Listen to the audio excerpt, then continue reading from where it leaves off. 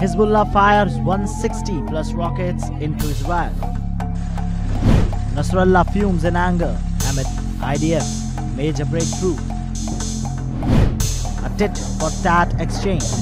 What to expect from Israel now?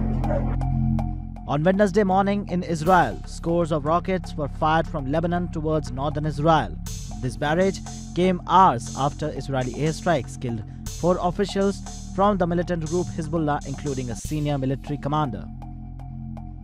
The Israeli military reported that around 160 plus rockets were detected coming out from Lebanon, some of which were successfully intercepted by the Israeli air defenses. However, several fire broke out in northern Israel as a result of the rocket strike that made it through. The senior Hezbollah commander killed was a 55-year-old Taleb Sami Abdullah, also known within the group as Haj Abu Taleb. He was the highest-ranking official lost by Hezbollah since the latest round of fighting began 8 months ago between Israel and Palestinian militants in Gaza. Abdullah's death signifies a major escalation of violence along the Lebanon-Israel border. In recent months, Hezbollah has intensified the rocket attack targeting northern Israel, while Israeli airstrikes have also struck deeper into the Lebanese territory in response to the Hezbollah's atrocity. The Israeli airstrike that killed Abdullah and other Hezbollah officials destroyed a townhouse in Juaya, around 6 miles from the Israeli border, where they were holding a meeting late on Tuesday.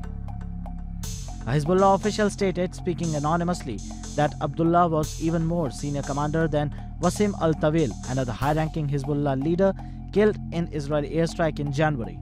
So we can conclude that he was one of the closest ally of Hassan Nasrallah. Abdullah oversaw the group's Nasr unit, which oversees operation in areas of southern Lebanon near the Israeli border. Since the war started between Israel and Hamas back in October last year, over 400 people have been killed in Lebanon, most of them Hezbollah fighters. However, on the Israeli side, the hostilities have resulted in 15 soldiers' death and 10 civilians also losing their lives. This tit-for-tat exchange between Hezbollah and Israel represents a dangerous new front line opening up in the broader Israel-Palestinian conflict, which remains centered on the bloody fighting in Gaza. After over 8 months, diplomats have struggled to make progress on a lasting ceasefire between Israel and Hamas. Just a day before Hezbollah commander was killed, Hamas responded to the latest US-backed proposal for a Gaza ceasefire by seeking more amendments, keeping negotiations alive but still stopping short of fully accepting the terms.